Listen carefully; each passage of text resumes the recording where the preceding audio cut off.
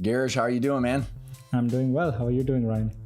Doing good. And this is, I just have to take a pause to reflect. Like, you are in India, I'm in Minnesota, and here we are having a conversation. And it's so cool we're able to do this. And I know I've been doing it for many years, but how else would I have gotten able to meet people like you and hear what you're doing across the world? And so, for the listeners that might not be familiar with you and your background, why don't you just kind of give us a flyby of a little bit of the milestones of what you've done and what you're doing now, and then we'll come back and unpack the story.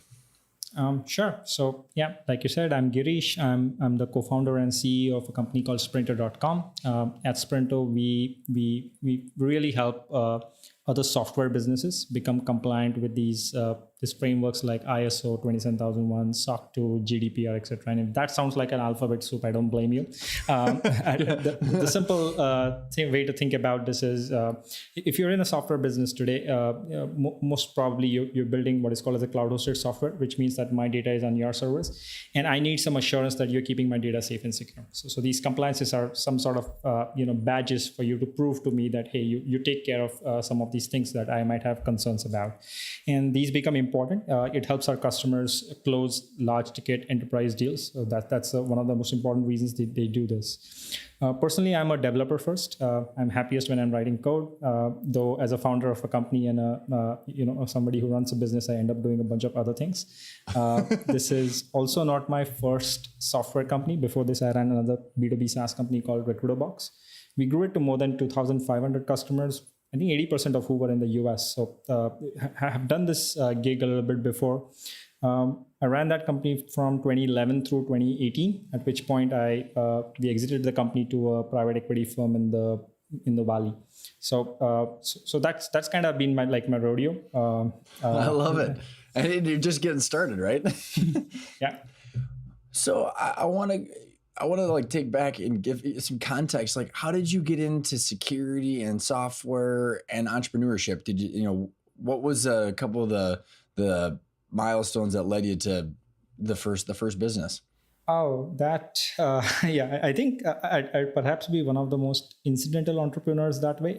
I never thought that I was going to be a business owner or run a company or run a startup at all. If you told me in college, in fact, that I'm going to run a software company, I would have called you nuts.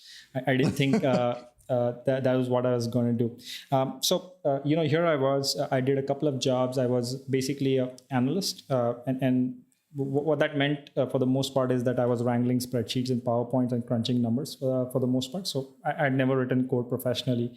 And so I and my then friend and now co-founder, Raghu, we used to, just discuss a bunch of ideas once in a while, saying that, hey, it'd be cool if we build this, it'd be cool if somebody built that, and so on and so forth. And I think it got to a point where we were sort of thinking that the natural thing to do, if we just looked at our friends around us, was to, hey, you got to do an MBA. That's how you grow in life. And somehow both of us weren't really that convinced. And it sort of happened that, we were either going to do an MBA or try our hand at, building one of these ideas that we had. And I don't exactly know how, but we picked going after building out a business. And that's roughly how it happened. We were pretty naive then. Like, we didn't know what the hell we were doing. I think we spent a couple of years. I was going to say, I can't remember how the quote goes, but when you jump off into becoming an entrepreneur, you think it's going to be way easier. And then all of a sudden you're like, oh my God. Yeah. I think in a way it helped that we didn't know enough, because that's the only reason why we would do that stupid thing, that to jump into it. Because I think if I was, more knowledgeable or more smarter, I'd likely not have done that. Because honestly, for the first couple of years, we built a few things and none of them flew. And it was frustrating, and it was painful, and we were broke. And, one of the things that really happened during that period is that because we were broke, it meant that, building these things, we had to teach ourselves programming. So I think in hindsight, if I connect the dots, the most useful thing that happened there was we taught ourselves programming, and we taught ourselves how to build these things ourselves, and we got pretty good at that. So by the time we actually built RecruiterBox, which was a couple of years later, we were pros at programming ourselves, building products ourselves, and we could do that thing. And thankfully, RecruiterBox worked, and from there on, we were actually building a business. But until then, we were just I don't know. I would just flopping around, man. I've been there just trying to figure out who's going to pay me for what at some point. I just want to bring value to the world, but I'm not sure exactly how to thread that needle. Exactly. Yeah. That is how it was. So I want to, before we get into RecruiterBox and how you guys actually started and grew that, I'm super curious on more of a cultural thing, Girish, is that in India is like, what's the perception of becoming an entrepreneur? Because like, if I were to go back from the things that I've heard from 10, 20 years, call it a couple decades ago, entrepreneurship wasn't as common in America. I mean, it always has been, but it's been more and more prevalent. But like in our society, it's like, hey, it's okay to fail. In India, is it more is the MBA track and going like the traditional professional route more common, or like how did people view entrepreneurs? So it's definitely different today than at least, and I don't know if I can sort of paint the entire of India in kind of like one brush. I think it definitely differs in pockets. For example, for my friend and co-founder, he came from a family where they used to do business. So it was relatively easier for him. It was relatively harder for me because my parents thought that I was just nuts. I don't think, and to be perfectly honest, I think they just lied to their friends about what I was up to. It helped that I was in a different city, so they would rather have me being a professor teaching something or anything else, but doing doctor, lawyer, and like whatever the typical route is that's easy to describe at a family party, right? Yeah, and 2 years down when I had nothing to show for it, those fears were only more and more validated. So it is, I would say, relatively harder given like which pocket of India you might be from. So you could get lucky or not be as lucky about those things. So it can happen. I think on an overall level, yes, it is. I think it's changing a lot today as compared to about 14 years ago when I was first doing this. Yeah, it's definitely a lot better today. But yes, it can be hard to explain that, hey, I'm going to do a business, which is kind of like I think it's so important to note that because entrepreneurship is hard to begin with, to find the product pricing fit, to make sure that people are paying for value that you're delivering, but then all the cultural pressures of not doing it as well, right? Mm-hmm. I mean, so like there's just a lot that goes on. So like when those 2 years that you were trying to figure this out, what kept you going, and then where did RecruiterBox, the idea, come from after you tried so many things?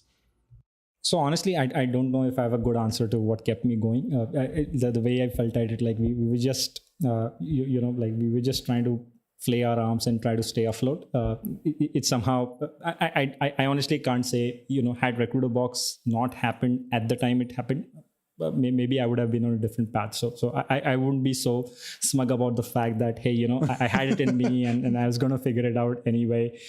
Easy to say in hindsight, right? Yeah, it's easy to say in hindsight. The thing that did make RecruiterBox possible, though, is that in some way it sort of threaded to our prior experience as well. So the couple of jobs that I did do before I started up were, I incidentally joined a couple of teams that were hiring themselves, and like I got like this experience where I remember in my first job we used to go back to our campus and we used to hire new folks from there, and it literally was like we had booked this conference room and we had like this pile of resumes and we were just going through them and trying to enter that into a spreadsheet, seeing like, hey, these are the people we want to talk to. These are people that are going into the trash can, and this whole thing was like basically like a 3-day process that we did, where we were sort of sifting through about few hundred people, and I had remembered that, okay, here's one example of a scenario where we didn't really have any structure or process, and we were trying to come up with it as we go along. And in my second job, which was with a Fortune 1000 company, we actually had a tool, which we were supposed to use to manage the hiring.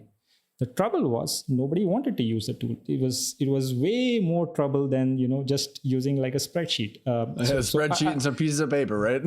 Yeah, and you wouldn't believe the amount of ingenious ways that people would come up. I and my colleagues to we were hiring. We grew from a team of about 3 people to I think about 80 people in the span of just 15 months. So we got sucked into hiring naturally, and which basically meant like we need some way to do this, and the sort of the company had forced this upon us that hey, you got to use this tool to keep track of the things, and we would always find some ingenious way to work around it. Like nobody wanted to use it, and I think what we learned the reason I'm laughing is because Girish, like the amount of people that end up just using spreadsheets when software suck is just ridiculous. It's like yes.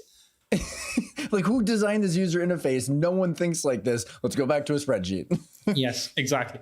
And I think one of the things then we thought is that hey, there's got to be like something between these two worlds, like there's nothing and there's this tool that nobody wants to use. And I think the germination of RecruiterBox quite simply was that hey, can we do something that people like us might want to use? Had we had access to that in this situation, we built that. We showed it around. Fortunately, we found a few customers to begin with that gave us belief, and then we sort of went and ran with it.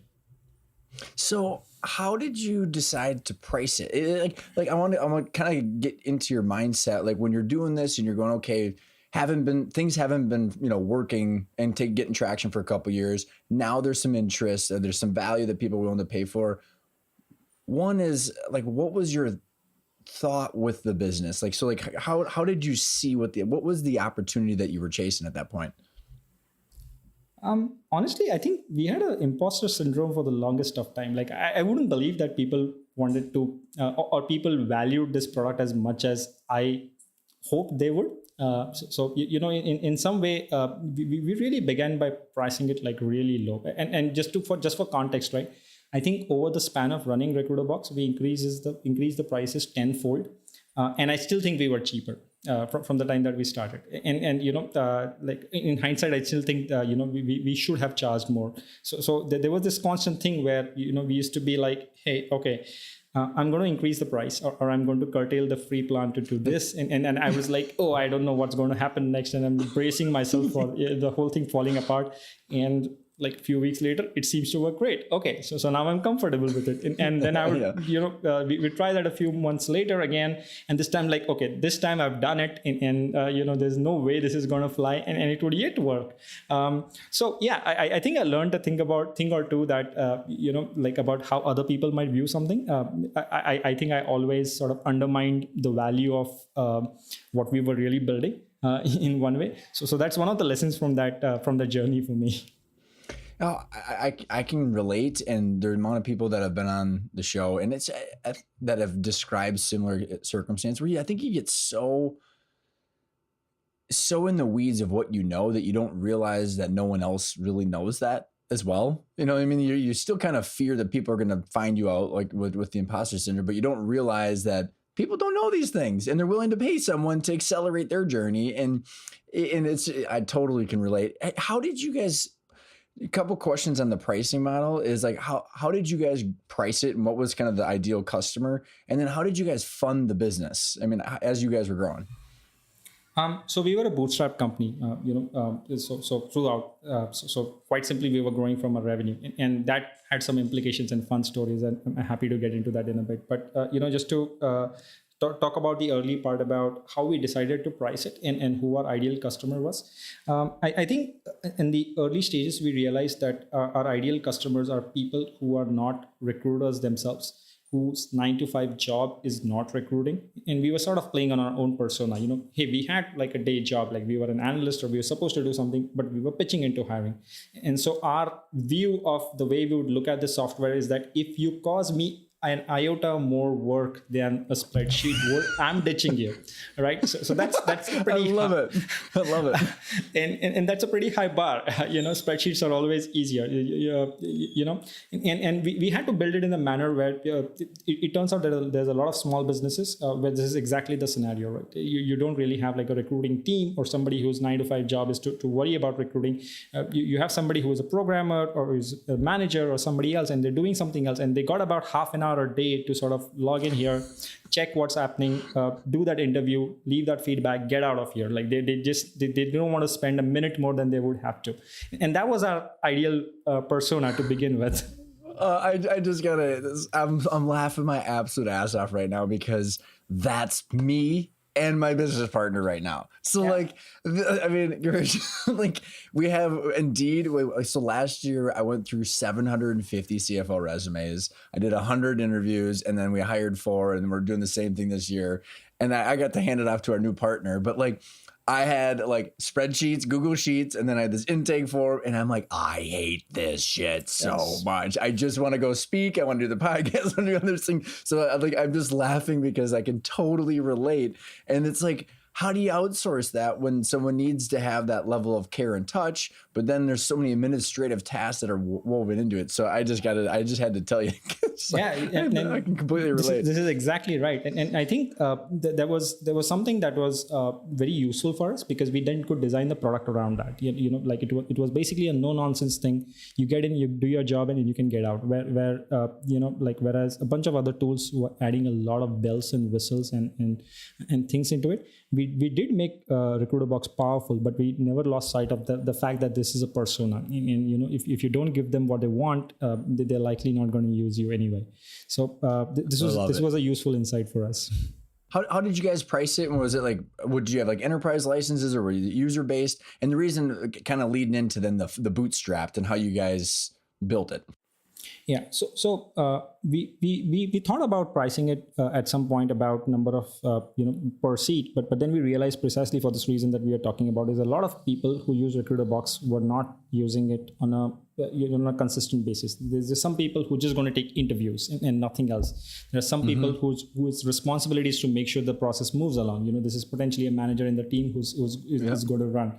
There are some people who have varying degrees of responsibilities around your hiring process, and they just literally grudgingly pitching time to help you along, right? So if you price it on a per seat model, that just breaks my mental model of how I am thinking about it, right? Like, because I don't think every seat is the same. And I really don't think, like, if you're going to tell me that this is going to cost you $10 a user a month, and I'm like, hey, I don't really use that much. I use Gmail all day long, and I'm paying whatever, $6 or $10 a user a month, and you're asking me for this, then it doesn't make sense in my head.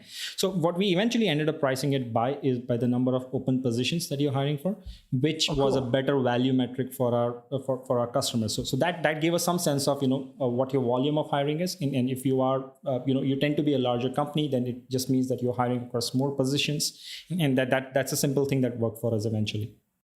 Super cool, because then, like, if you think about like how that's tied into people's current understanding is like, if they wanted to go hire a recruiter, they would pay a commission per candidate, not like you're not going to have seats all over the place. So super interesting. So what was the thought process behind the bootstrap and not raising any funds? Like, did you intentionally choose not to raise funds, or was it the bootstrap just kind of the route that made sense? Honestly, we were not very ideological about it, that, hey, we're not going to raise funds or we have to raise funds or anything of that sort. But, at any stage of the business, when we asked ourselves, like, hey, what do we need to figure out? Like, what's really next? And it always turned out that we never felt that capital was the problem or basically the highest order bit that was stopping us from solving the business problem at hand. It used to be something around the market, something we needed to figure out, and something that we had the levers internally for. So the way I look at capital or venture funding is basically, what are you trying to solve? So my current company is a venture funded business, and for specific reasons. But at that point, when we asked this question for ourselves, and we did ask that many times along the journey, the answer was never that, hey, we need capital or we need funds in order to solve this specific business problem. That is basically, I think, the highest order or the top 3 problems that we need to solve as a business. It wasn't like that. It was something else always. And that's the reason why it turned out like that. Super fascinating. So what metrics were you looking at? In kind of a part of this question is like, what metrics were you looking at to make the decisions of like, hey, what's going to move the needle and how, like the product roadmap or where you're going? And how did you get those insights being the first time entrepreneur? I think we we learned it the hard way because I'm sure we made like a ton of mistakes, and even to figure out like what we were talking about earlier about who our ideal customer was. It took us a while to really understand that. It sounds all crystal clear in hindsight, but I think from the time we started RecruiterBox, it took us a couple of years to just really internalize and understand that, and I think this is where my co-founders were, a lot better than me at sort of drawing these patterns and trying to figure out what really the market wanted. So I think we did a couple of things overall pretty well. As founders, we used to run customer support for the longest time possible, including when we started having hired people. So there was literally a time where I remember where I and my co-founder would work in we would do this relay where he used to work till I think 2 a.m. Past midnight, and then I would basically wake up at 5 a.m. And we used to use the pseudonym as a support person. So for a customer, it would seem like the answers are coming from the same person. So we just had one support person, so sort of who would answer to all the queries, but it was just being like relayed between me and my co-founder, and cool. We continued doing that for a long time, and first it was out of necessity, but the reason we continued doing it is because that's where you really get the gems of your insights. You really get to feel your customers, what do they care about, what their problems are, and they speak their heart out, and that's something that we did a good job eventually about making a process around it, like in the sense that we got to a point eventually where we wished to get somewhere like I think about 120 to 150 new support emails a day. So that's the volume at which we were running at, and we used to make sure that each and every of those email is read. It goes through a process where we understand that, hey, is there something here which means that we need to do something long term over and above just telling them that, see, most emails have the sound that, how do I do this? And we say that, hey, here's a button, go here, do that. But that is a signal saying that, hey, this is something that's not immediately apparent. Somebody took the trouble to sit down and write an email to you about that. So listen to them, right? Yeah, that's feedback for product to say that, hey, okay, this workflow is not as apparent as it ought to be, and so on and so forth. So we actually came up with a good process eventually of making sure each and every of those incoming emails were heard. We in fact had one product manager always just assigned to looking at emails that come in, and people used to think in a bootstrap company that's a waste, but that to me was like the most useful thing that we did. So that is so cool, man. Like, and just to completely validate what you just said, there was a gentleman, Brian, he is the founder of, it's called GreenPal, I think is the name of the company. It's a bootstrapped SaaS company that is like the Uber for lawn care. And him and his co-founder literally did exactly like the same story where they're like, that's how they figured out how to master their product. He's like, dude, we still do customer service and we're doing like 30 million or whatever the heck it is. So I think it's super fascinating. How did you take those insights, vet them through, and integrate that into your product roadmap and prioritizing? I guess like one more is like, how did you prioritize because I'm assuming there was a lot of ideas in there. Yeah, exactly. So one thing that really helped is to have an idea of who your ideal customer really is, and that once we got a clearer idea of who our ICP is, we would always ask the question that, hey, okay, we'll always get a lot of other fringe customers who are really not your ICP, but you in order to keep the spine of your business intact, you need to make sure that you're solving the problems of your ICP first. So that was the first sort of the simple math of prioritization. If the battle is between something that's helping your ICP versus helping like a fringe profile, you go for the ICP. That by itself doesn't answer too many questions, though. We would always have feature requests which get into these problems where it's about the amount of effort that they would take to build out versus the amount of value that you expect to get out of them, and those were always tougher conversations. I wouldn't say that we really figured them out even till the end. So I'm not sure we did a great job there. But I think one of the most important things that we realized is that And this is one of the things I think we did really well is, remember I was saying that we had a product manager who was listening to purely all the feedback that used to come. We eventually built a team around that product manager, and we used to call it the delights team. And the idea over there was there is always a lot of low hanging things that you can do, that you can quickly build out on your product, fix a bug, and do those things, which if you put into your main pipeline of the product, they would always seem distracting, because your main product pipeline is something that you sat down and you planned ahead, and you planned typically like a couple of quarters ahead, and then you have like some plan, and then they would one customer would come up and say that, hey, this is a pain, or hey, this is an idea, or can you do this? And now you need to drop everything that you have planned, and you need to pick that up, even if it did make sense. So most of the time that those kind of things don't get picked up, and those ideas tend to get lost. So what we really did is that we used to have like a product manager and an engineering team, which was aligned purely to do these things called delights, which is basically, hey, these are small things which you fix in time. They really, really make your customers really happy. Imagine you sending an email saying that, hey, I have this problem, or I have this idea, and 2 days later you see that in the product. Like that I think really helped us earned us a few fans that, hey, okay, you folks are actually listening. This almost never happens. That's super cool, man. And like, like the way that I'm thinking about that is like, in whether it's OKRs or scaling up Rockefeller Habits or Traction US or whatever it is, like there's the big rocks or milestones per quarter, but then there's sometimes just shit that's just a to-do. Like you just got to do the to-do. And if you have to write it down and it takes just as much time to write it down than to do it, it's not a project. But like I think you hit on something that a lot of people just drop those off and they just ignore them. Yes. Which is super fascinating. You know what? One thing that I'm going to steal a quote from a buddy of mine that he has a private equity firm up here in the States, and his model over the last, I think it's been 6 years, is to go acquire like smaller SaaS companies that are, cash flow positive, and well, not necessarily cash flow positive, but they have revenue in the millions or so. And he said that a lot of the people that his ideal client or ideal target for an acquisition is someone that was a developer or coder, found an awesome problem that they solved, and they code themselves into bankruptcy pretty much because they don't know how to scale the business. You guys did not do that. Did you guys ever, was that an issue that you saw, or like how did you scale up to 2,500 clients and avoid the problem of just constantly adding new things without scaling the business? I think the basic financial discipline, so to speak, of always spending from what we made. So at no point we actually made very aggressive growth goals, in the sense where we were spending more on marketing or sales than we actually had.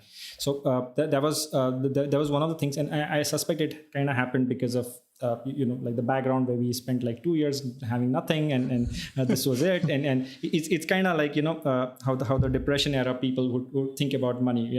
It's somewhat 100%. Like that. You just have a very different view of the whole thing. So I kind of feel like we potentially gave up some growth in the process. We could have potentially grown faster, but what we built something in return was like a solid ship. So at every point we knew that this is the revenue that we have, that we are making, and this is what we have to sort of pump back into the business, and the growth is going to come from there. So we ran a tight ship that way. I love it, man. And like, I have so much respect for that, because, there's this whole theory of constraints, right? Like when you have constraints, good ideas come out, and then you've got like a good product, good people, just as a side comment, the amount of people raising money for these products and services these days that make literally no sense for these valuations. Girish said, like, there's someone I know here in town, they've raised an insane amount of money, and there's people in their 20s buying couple $1 million houses. And I'm like, well, the company is not forced to figure out how to make any money. They raise all this money, they give everybody, 6-figure salaries, and they're not forced to figure out the product pricing fit, which you did. And I think like that is a huge distinguishing difference between some people that are just kind of just raising money, which is, there's nothing wrong with that, because you've done that in your current business. Maybe you kind of speak to that. Like, how is your current mindset with your current business? And maybe it's the depression era, kind of the PTSD, but like, how do you view the businesses differently when you've got a pile of cash sitting in your bank account? So even in the current business, right? Like the way we kind of had the luxury of raising money before we actually built a product, thanks to our background. So we could basically say that, hey, this is something that we want to build. What do you think? And they said, okay, like this sounds good. Here's some money. You can go figure. The one thing that we did tell our investors in the beginning is that, hey, look, the way I look at this is a minimum 6-7 year commitment when things are going well and you're growing really fast. And I want to make sure that, that I'm going to spend this time on something that's actually worthwhile. Because honestly, both for me and my co-founder, this wasn't something that we needed to do. We made enough money. So like we were good for a while. Like this is more about the opportunity cost of the time that we're going to spend on this. And I think we told our investors that we're going to give this a shot for about 12 to 15 months to see if there's actually value in this business. And the nature of our business was that it was a hard product to build. And we weren't entirely convinced in the beginning if the product could even be built. So we were trying to automate something that's like a very manual process. And while we had the optimism that it could, you could actually build this, it needed to be built to actually say whether it can be done or not. So we were very upfront about that to our investors. And we knew then that given it can be built, it's a massive business. So I knew that upfront. And that's thanks to the experience I've had. Like I've been in the software business before. So I knew that these are compliances that we need. I faced that problem myself when we were running RecruiterBox. So we're very close to that problem. So I had a little bit of a front row seat to what that business could look like. So the level of confidence that we had in the problem was very high, and in the market was very high. What was unknown for us at the time was whether you could build what you think you can build, and which was like a relatively simple bet for us. We are product builders. Like our main DNA is that we back ourselves to build those things. And yeah, so it did turn out that we were able to build that. So we quickly followed it up by a Series A. We were able to pump that into our growth. So those things worked out well. But yes, the idea there is about, like, you remember I was saying that in RecruiterBox, I never felt that capital was the missing link. That wasn't the case here. Here I knew that the problem is I have a solution. I know the problem is large. The missing link is the capital, and so then I feel confident about, hey, standing in front of an investor and saying that, hey, this is the missing link. Super, super helpful. That was very clear. I appreciate that. So going back to RecruiterBox, how did you guys? What were some of the secrets to your scaling of the actual growth? Like what as I can only imagine as you're getting clients, you're raising the price and you're doing well and people aren't leaving you and ditching you for other things. How did you guys get up to the 2,500 clients and what did that look like and where were most of the clients? Yeah, I think about 80% of our customers were in the US. And one of the things about RecruiterBox was that we were selling to relatively smaller businesses, and we quickly realized that the way to do this is to automate the sale process as much as possible. So you can't really do the sale by having humans doing the sale. That just doesn't make economic sense. So for the most part in RecruiterBox, we really designed like a really good engine around people finding us online, signing up, going through a trial period, and becoming a paying customer without like a human touch point anywhere in this process. And this is fairly figured out. You have different names for it. You call it self-serve, you call it product-led growth, and we honestly do not know all this shiny words around this, but for us it just made economic sense to run that business that way. And that's literally how we were looking at it.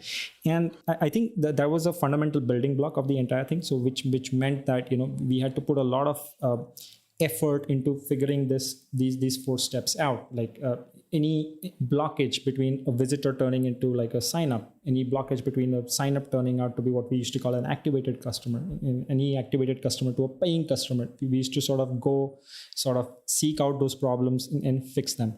And that was really the main thing that we did. So what happened as a result is, if this is the nature of your business from a customer standpoint, you can sort of see what it meant like scaling internally. Like we were a large dev team for the most part. We didn't have too many salespeople. We started adding salespeople towards the last couple of years of our business. We started going after a little bit of larger accounts as well. But for the most part, we didn't have salespeople. It was a product who was doing the job of the selling, which suited us fine. So which then validates the you having that delight team. And like, I mean, it's just reaffirming why those things that you're doing are working because the product's selling itself. Yes. And in some way, you say that if you have a hammer, the entire world looks like a nail. And there was, in a little bit, it was kind of like that. Like we sort of developed this DNA of doing product things well. So we sort of kept doing that better and better, and the business started looking more and more like something that was just like a great business in terms of acquiring customers with completely low touch. And I think toward the end, we were acquiring about 100 new customers a month, and I think 80% of those were still being acquired without speaking to a human anywhere in the process. So that's the nature of our business. So scaling that way meant two things. Like we obviously were an engineering heavy company, and we were also basically a support heavy company. So we had we used to pay a lot of attention to support, like I was saying earlier. So we had a lot of people around the clock eventually looking at support and making sure we get the right feedback to again feed it back into the product and how we build that out. Super cool, man. And so like, as you guys are growing and I can only imagine, I'm just picturing you and your co-founder for the 2 years prior to this actually taking off. I don't know where in like, it was the 8-year journey or 7-year journey, like where, as you're scaling and getting some solid infrastructure, Girish, like where did you and your partner go, this is a business, what do we want with this long term? Did that question start entering your guys' mind or conversation? Yeah, often. I mean, all the time, right? Why are we doing this? What's the point?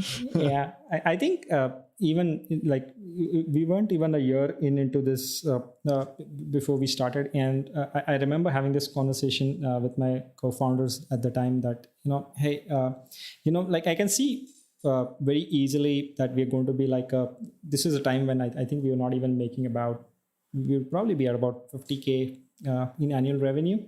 And and we went like, hey, it's easy to see why this would become like 500K or so. We just keep at it, just build it out. Don't do anything stupid. Just go to that. Yeah. But what next? Is that good enough? What do we need to do next, etc. So these conversations used to come often, and we were always at lookout of other opportunities to sort of do that. In fact, we did try a couple of sort of products in neighboring areas while we were building RecruiterBox to just see that if any of these could fly, we could sort of accelerate our growth. They didn't really pan out the way we wanted them to, but that was one of the things we always kept trying. So this was all constant question, because honestly, RecruiterBox was in a space what we call a red ocean, which fundamentally means that we had like ton of competition. We literally had like at some point we just stopped even bothering about it, because we would get to know of a new competition every week now. It was that kind of a business in the sense that it's a very mature space, which means that you have more competition coming every time. So it's important to be able to do the small things well. That's the large gaps between the products are all taken. So there are no clear large differentiators. So you start doing these small things well, and it's an aggregate of a large number of small things that really make you stand out. So that's basically how the business sort of got. And we tried looking at a few neighboring areas. Those weren't able to pan out, but thankfully we continued growing pretty well in this process. But yeah, we used to constantly ask ourselves, is this worth it? How long are we going to do this? What's the next one, and etc. And honestly, when the first acquisition offer came along, this was the thing, right? It sort of became like a conversation about, hey, okay, I think we've done pretty well with it. Maybe it's time to move on and do something else from now on. So that was. Well, and that's I want to pull that thread too, because I think how it's very intriguing to me, because I think how you answered the question is how almost everybody on the show answers it, who are the founders. We're like, it's more like, what do we want with this business? They describe it in terms of the market opportunity for their product or service, not necessarily, hey, this business as an entity, an organism, what's it worth and what can I do with the overall thing as it relates to me, my life, and other things. Where did that start entering into the dialogue with you and your partner? Like, did you understand how value was determined in companies, or where did that start to come into the picture of like, hey, this thing's potentially worth something? What are our options? So this happened inbound for us. Honestly, we weren't like really looking out for options to say that, hey, now it's time. And it sort of, it came inbound, and it came at a time where we said, okay, like the offer seems to make sense, at least monetarily, like at a very high level, right? And I think each one of us thought at the moment that, you just pan out what RecruiterBox is. You do it like 3 or 4 years, and we could comfortably grow it like into maybe like a much larger business. But is that what you really want to do with your career aspirations? Like what do you really want to do? And we, each one of us, felt that, hey, we had another startup in ourselves, and that potentially be like a much larger one. And because RecruiterBox at the end of the day was constrained by the market that it is in, and that sort of meant that there was a certain trajectory which we could not surpass. So it's important for us to sort of be cognizant of that fact, and we thought we had given it a good shot, so that's basically how the thought process went. Like we actually all felt that, hey, there is a better thing, a better use of our time, and it is quite possible that the growth of RecruiterBox is actually bottlenecked by the founders. So there is possibility that another owner or the management team that we had later on, they could actually do a better job than us of actually running this company or moving it faster. So that was kind of the thought process when we decided to move on.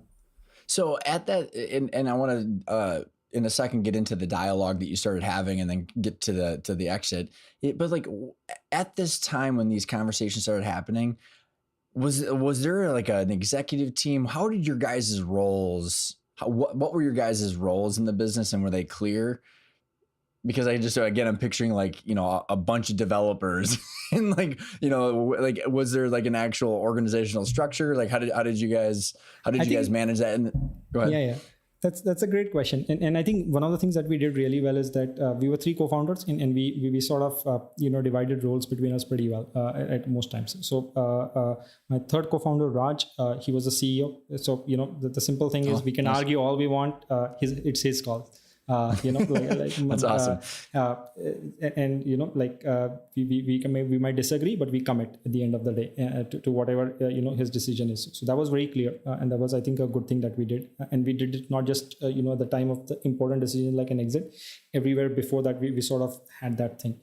I used to look at product for the most part, and my other co-founder Raghu used to look at engineering. So that was roughly the three things, the way we ran the thing. And we had to often talk together, but I don't think we ever got into a position where we're stepping on each other's toes. Like I think we had good chemistry between us, but it also helped to have like a clear way that we're going to make decisions. Things that matter to the company, it's Raj's call. Like we could argue all day long and do everything, but it's his call, and we would always go by that. And I think that really helped us sort of stay organized and stay sane. That last part, right? Stay sane, right? Eliminate the tension, the conflict, man. Yeah. So when you guys got the inbound out of the blue offer, like how did you guys take and then assess it? Did you guys then get other offers in? Did you guys take it to market with an investment bank, or what was the setup on that?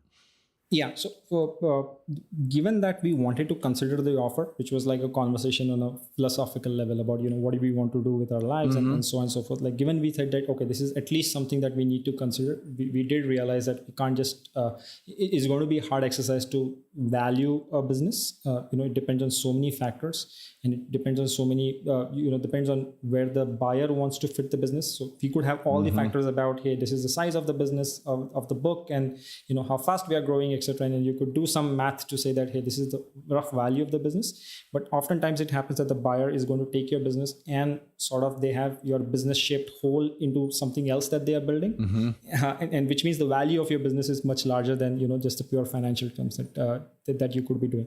So we had to understand this, and we basically did one thing where we did go out in the market and seek out basically a few more offers to see roughly what exactly is like what's the rough market like, because these things themselves keep Did you do it, or did you hire an investment banker or a third party to help you? We did it ourselves.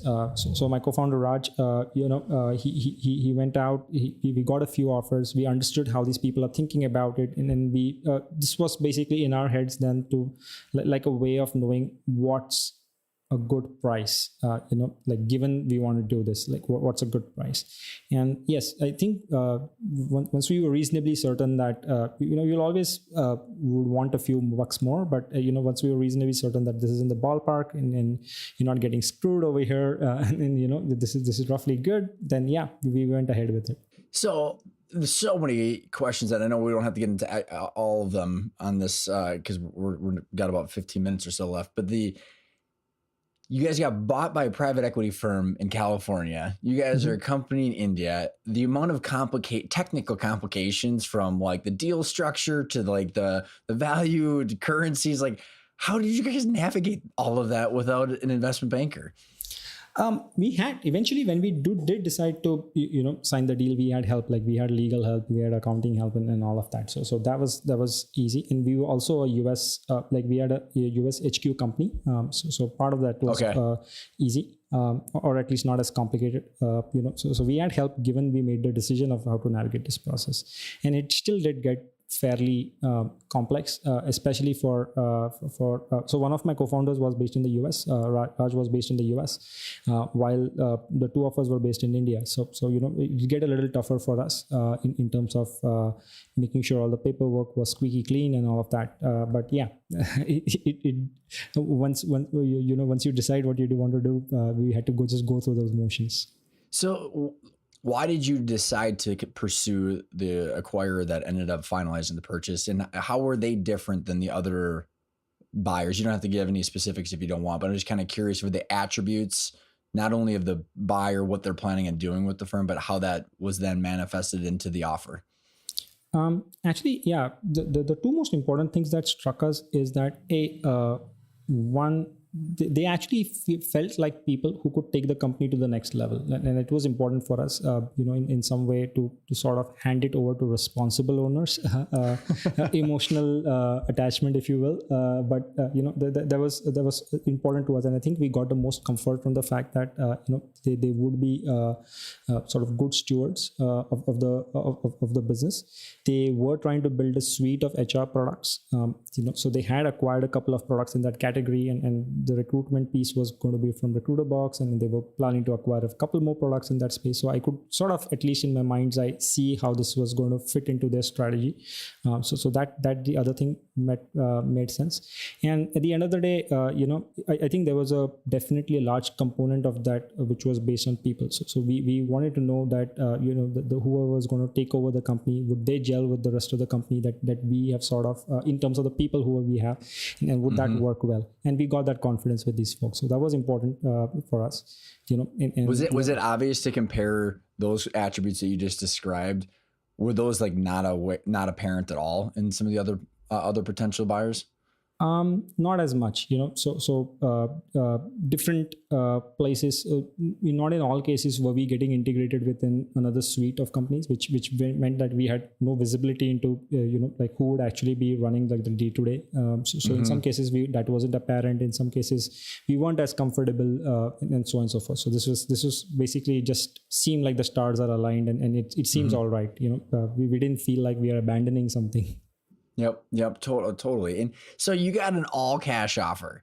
And so there's so many thoughts that I have. First is, did you sell it for too little because you could have gotten more with all cash? And the second is, how did you do that with a private equity firm who typically likes to have people stay on, roll some of their equity to tend for the to tend with the integration and handoff? So I think we were pretty clear about why we wanted to do this, which was pretty simple.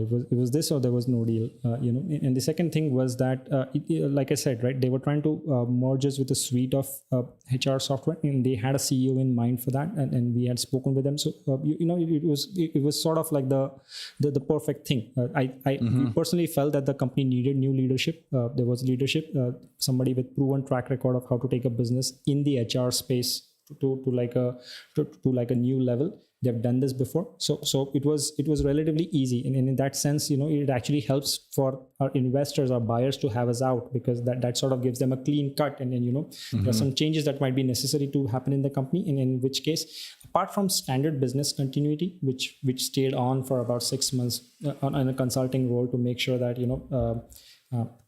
shit doesn't hit the fan and things like that smoothly over and so on and so forth. Apart from those kind of things, like it seemed like a win-win deal. Like both our acquirers and us wanted it in a certain way, and there was alignment on that. So that really helped. And I think given that happened, then we didn't bother too much about, hey, are we getting too little or things like that, because those were the more important and higher order bits in the entire thing. Then we could have made like a few bucks more here or there. Honestly, what you just said, Girish, is like so important. Like you had clarity on like, hey, if we made a couple more bucks over here, and the pure headaches that are tied to it, most people, which is what we're trying to beat into people's head with this show, is that being clear on what you want will help you in the decision-making process of what you just discussed, right? Yeah. Which is very hard. So then how many associates or how many team members did you guys have when you guys did the final deal? I think we were around 35, 40 people. We were about 10 to 12 people in the US, the rest of the team in India. That's roughly how I remember it. So I want to go into your mindset after you close the deal and you're like, whether you're in your consulting role or you're wrapping up. How do you think about the whole journey? I mean, going back to when you were just kind of bootstrapping, trying to figure things out and flopping and failing over the first 2 years, did the imposter syndrome dissipate a little bit? Like, were you happy, sad? Like, give me kind of some of your thoughts. I think the overwhelming emotion that I remember around that time was one of relief. Like I didn't have this thing where you're waking up every day, feeling responsible for this large thing, and you sort of, there is one track of your mind that's always running on that at the very least, and I think there was a lot of worry just stuff that's keep on piling in your head, and it was good to have like I think we took about a 1.5 year break before starting the new company, and it was good to have like that carte blanche in between where you're not really worrying and reacting to things. So that's the overwhelming emotion that I remember. Like, hey, okay, we did this thing, we got it to like a decent shape, we are out of it now, and that was most of relief than anything else. So I think that's an interesting choice of a word. Is, there's a lot of there's this concept that we talk a lot about, which is separating your ownership role, like the equity that you have in this asset versus your job that you get a wage for, or that you're doing. And when you kind of separate those two, you can have different paths. Like you could technically have hired someone to replace yourself in the business and collecting coupons, just getting the check wired to you. Do you think you ever would have been able to forget about the business and just collected the money? Honestly, when the offer came in, this was exactly the question we had to ask ourselves. Like, why do this? Why not do this instead? And we realized that, it's really hard to do that, because at the end of the day, as an owner of the business, it's your responsibility to make sure that, it is running well. And you could potentially make more money that way. But if you're really trying to, you cannot ever switch off from it completely. Like there's always like a thread that's running on around it. And if the goal was just to make more money risk-free, I would have still taken that option. But if the goal is to do something meaningful with your life, and you believe that you have another startup in you and you want to do something like that, then that's very different math, right? You cannot do that while having another startup taking one thread off your head. That's just impossible. Do you think I love how well you articulated that. Do you think that it's because you were the founder, like because it was like almost your baby, your identity, or is it because I'm trying to think, you got a lot of investors that have a portfolio of businesses that they own, right? But they're not working in the day-to-day. Do you think that you'd be capable of investing in a business and not being in the day-to-day if it wasn't your startup? No, I don't think personally I'll be able to do that. That's one of the reasons why I don't do a lot of angel investment today. I think I get a little too nosy. I worry a little too much. So I can do one of the two things where, I could sort of even invest and forget, which is fine. And for me, as far as I'm concerned, that's money written off. Like if I never see that again, that's fine. I cannot depend on it. Or there has to be something which is I'm in control of, or at least partially in control of its destiny, where I feel responsible for it and I can actually shape it in some form or the other. I don't think I can do something in between. it's self-awareness, man, and you got it, and I love it. I love it. And just knowing yourself is so crucial versus learning that the hard way. So as we're getting close to wrapping up here, how did you decide on the current business and the idea? You said you took a year and a half off. Did you already have this idea in your head, or like what process did you go through to land on this, that you were going to invest the next chunk of your life doing this? So thankfully I was smarter this time, and we basically said that, hey, we know this bit well, like we can build products and we can write code and we can build them out. So the more important thing that we wanted to figure out this time was to know that we are actually solving a real problem, and that problem exists and it's large enough, and we had some criteria for ourselves, and we honestly had about half a dozen ideas that we were exploring, and one of the things that we did well this time is just go out there and talk to a bunch of people. Having run a startup, we knew like a few fellow founders. We would always go out and validate this, and we learned how to do these interviews well. I think the way I used to do interviews before, it used to be like, it's almost like I want it to be true. So I'm sort of asking leading questions and reinforcing my own ideas in a manner that I'm trying to sort of, it's a rigged interview. If you really know. Oh man, I'm guilty of that. Yeah. So like we taught ourselves to how to do this well, and it was easier because now you're not sort of married to it yet, and so you could be a little bit more logical and rational about it, and we did that process pretty well. And one of the things that struck out, and the reason we picked Sprinter, is that we actually had faced that problem when we were running RecruiterBox. In the last couple of years of running RecruiterBox, we were trying to go up market, and we were getting asked for the security compliances like SOC 2 and ISO 27001, etc. And we hired a consultant to help us with that journey, and we sort of made space for it because it is going to take some engineering resources. And we had the most unpleasant 6 months in product development after that. So we knew personally how painful it was. We validated that it's not like it was just painful for us. Other people felt the same pain, and we said, okay, great. Like this is a great problem to solve if you can. There's a lot of pain. So why don't you describe what were the questions and what were the mandates that were being put onto you and your product team from the bigger companies? So fundamentally, like I said earlier, right? Like when you're trying to sell the cloud-hosted product to a large company, they are aware that their data is on your servers, and they want you to make sure that you have some basic practices and processes in place so that this data isn't going to get lost or stolen or just sold or something like that. So what they really want to do is they can't check each and every of their vendor directly. So what happens in the process is that there are some standards like SOC 2 or ISO, and this is no different than how you have SATs. Like each school can't evaluate you independently. So you take this exam and they can just depend on the score, and both you and the school decide that this is an independent, trusted third party who you can sort of trust.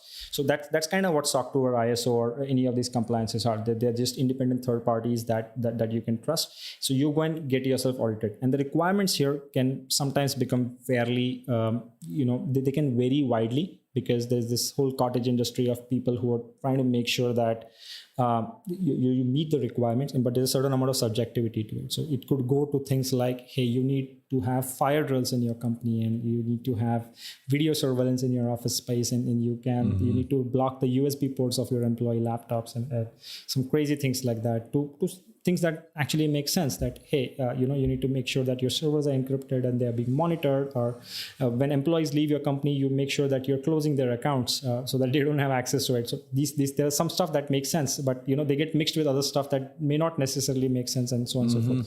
So there's a ton of work that happens here in implementing this program. But the more important or the harder part was that not only do you need to do this work, there's a lot of paperwork and documentation that goes along with this work. So not only do you have to do the work, you need to prove that you're doing the work. And that's the part where it becomes really painful, because the auditors can't trust your word for it. You need to keep on collecting documents and policies and spreadsheets and everything. Like this is like a whole chain of things that comes belong it, and that's the part that really becomes painful. And nobody wakes up in the morning saying that, hey, I want to do compliance. So we realized that amen to that. So yeah, I mean that seemed like a good problem to solve, to go after. It was a very complex problem, and it's especially complex because the goal here is to become compliant, and you need to make sure that the stakeholder, which is the auditor, is also happy with this entire thing. So we actually started working with the auditors first, which was counterintuitive. Before we started working with our customers, and we said that, okay, tell us what you look for when you're going through an audit, and we sort of built backward from there, and sort of then we understood, okay, now I know how to meet your requirements, and now we go and tell customers that, okay, if you want this compliance, this is what an auditor looks for. This is the gap between where you are and where you ought to be, and we're going to help you automate this gap. And that became like a relatively simple pitch. I can only imagine, like, back when you had RecruiterBox and you went back to your dev team and you're like, hey, by the way, all these fun things that you want to do that's in the product roadmap, we're going to be doing these things. And the only analogy I can have, and it's just my stupid mind right now thinking, is like, I've been doing a bunch of updates in my house, like gutters and like this concrete apron in front of my house, and like, shit, that's just not fun. I'm like, I don't want to spend money on this stuff, but it's got to be part of it. And it's like, this is the same thing with compliance. Like, it's necessary, but developers probably don't like it. You got the management that's got to manage the whole process. It's just taking away from everybody's time. So the moral of what I've heard on this conversation is when really miserable problems are surfacing, call you, because you're going to say, this sucks. I'm going to figure out how to eliminate this process or automate it. Because I mean, it just, how are you guys, like, what's your vision for it now? I mean, because everybody's dealing with compliance, and especially with the cybersecurity issues going on these days. Like, what's your vision for the business?